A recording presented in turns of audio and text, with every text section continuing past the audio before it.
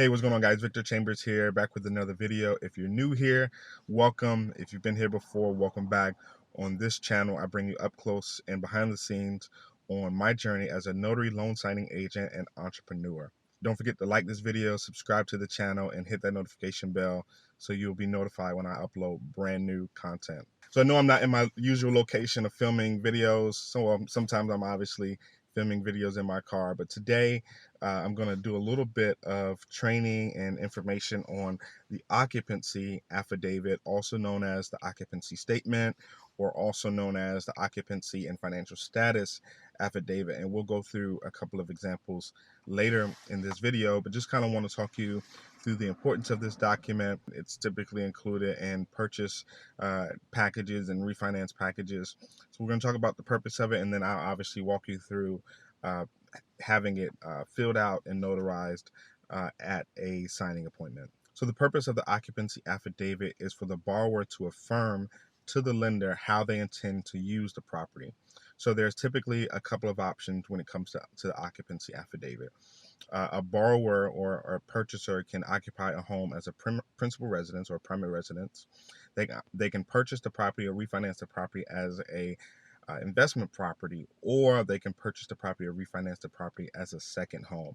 Those are typically the three elections or options that are in the occupancy affidavit. This is important because lenders typically offer lower rates to borrowers or purchasers who intend to occupy the property. That's because from the lender's perspective, there's less risk to them with regard to the maintenance of the property. For example, someone that's going to live in the home will probably maintain it better than someone that's going to rent it out to tenants. And there's just more risk involved for the property becoming in disrepair or damaged or not being kept up. So the lenders typically offer lower rates to people that are going to actually live in the property as their primary residence. So as I said, the occupancy affidavit typically goes by a couple of names: occupancy affidavit, occupancy statement, statement of occupancy, occupancy certification, owner occupancy letter, residency affidavit, or it's in combination with the financial status affidavit, and it's called the occupancy and financial status affidavit. So this document typically does require a notarization, and obviously every occupancy statement or every occupancy affidavit, it may vary from package to package, from lender to lender, but typically it is going to be notarized, and it's going to either require a jurat or acknowledgement. In most cases that I've seen, it requires a jurat, meaning that the borrower or the purchaser is affirming or swearing that that the election that's been made in the document, i.e. that they're going to occupy it as their primary residence or principal residence, they're affirming and they're swearing to that under the penalty of perjury.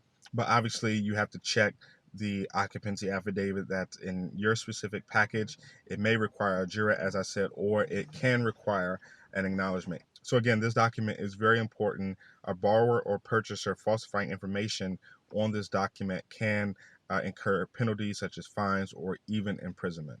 And it's just flat out dishonest. So without any further ado, let's jump right into our sample document here, and I'll walk you through a couple versions of the document, how it's filled out, how the information is laid out, and then obviously how it gets notarized.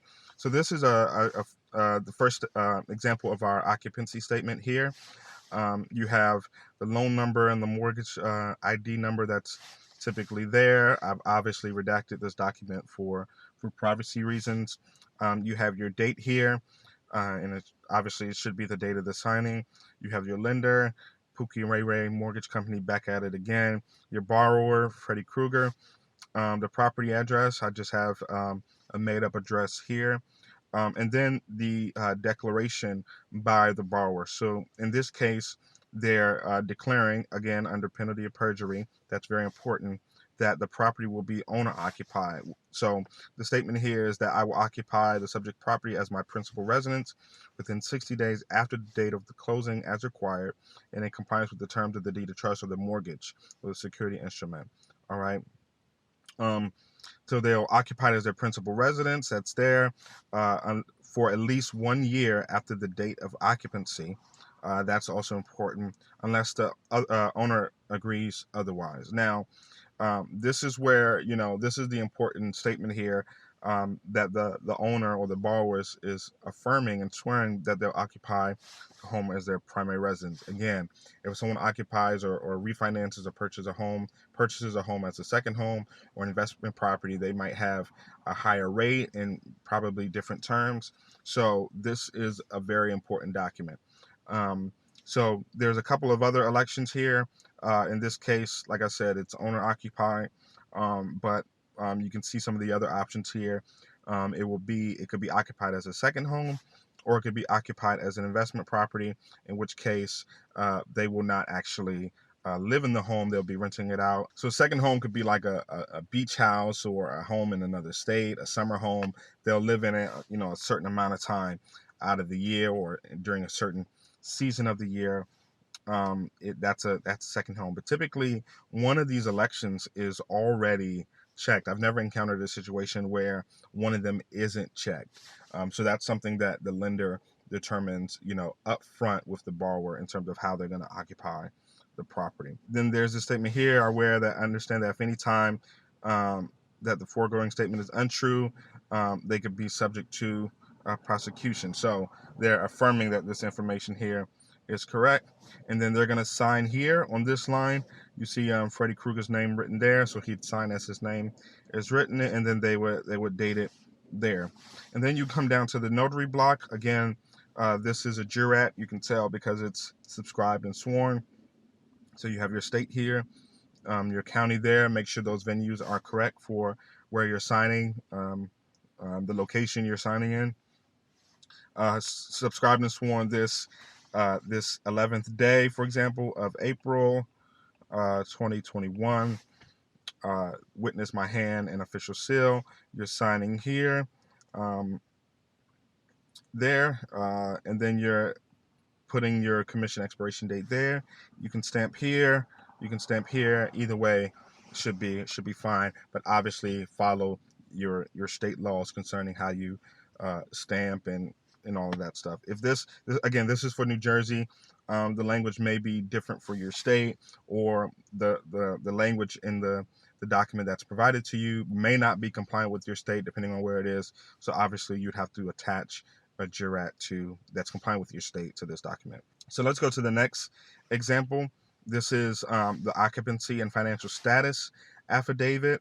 Again, Freddy Krueger is the borrower. Pookie and Ray Ray is the mortgage company. You have the address here, all right? And then you have the occupancy. So one of these boxes will be checked. So again, principal residence, second home, or investment property. We already went through kind of what those mean. But then on this version of the document, you have the financial status affidavit. So the borrower understands that the lender is making the loan based upon statements and representations contained and made in connection with the residential mortgage loan application. So basically, they're affirming that all the financial information they provided to the lender, all the information they've submitted as part of the loan application, is true. So that's kind of the long and short of that particular statement. Then if on this next page, it talks about false and misleading statements. It could say that if you make false or misleading statements, you basically could be in default. So again, this is an affidavit. They're swearing and affirming under the penalties of perjury that the elections in this document is true, that the information they provide in the loan application is true about their financial status. And again, they're going to sign here. Freddy Krueger is going to sign here and date. And then on the third page of this particular document is where the notarization takes place. So again, you have your state, your county, and then you're going to have a date here. So let's just say April 11, 2021 by the signer that's here. In very rare cases, you may have to write it in, but most lenders, I would say, probably will have it already written in. Freddy Krueger is the affiant, right? And then you have where you sign here, your date here, and then I usually write out my name there if there's a space to write it out. And then again, my commission expiration date. And again, you can stamp here or stamp there. It really, I don't want to say it doesn't matter. It does matter if your state law says it matters. But I'll typically stamp right here or right here. Either one should be fine. But it's pretty straightforward. That's the occupancy statement or occupancy and financial status affidavit in a nutshell. Very simple to notarize, very simple to explain. It just is a document that and also make sure that for jurat you administer an oath per your state, or oath or affirmation per whatever your state law says for jurats. If you have to administer an oral affirmation or an oral oath. All right. But like I said, very straightforward, very easy to understand, very easy to explain. It just, the borrower is swearing or affirming how they're going to use the property, how it's going to be occupied. So just another training video. I know I'm in my car, but I wanted to do this video for you guys real quick because I know this is the type of information that you're interested in. If you found this video helpful, don't forget to like this video. If you have questions or comments, leave them down. Leave the comments down below. But don't forget to subscribe to the channel and hit that notification bell so you'll be notified when I upload brand new content. Until next time, peace.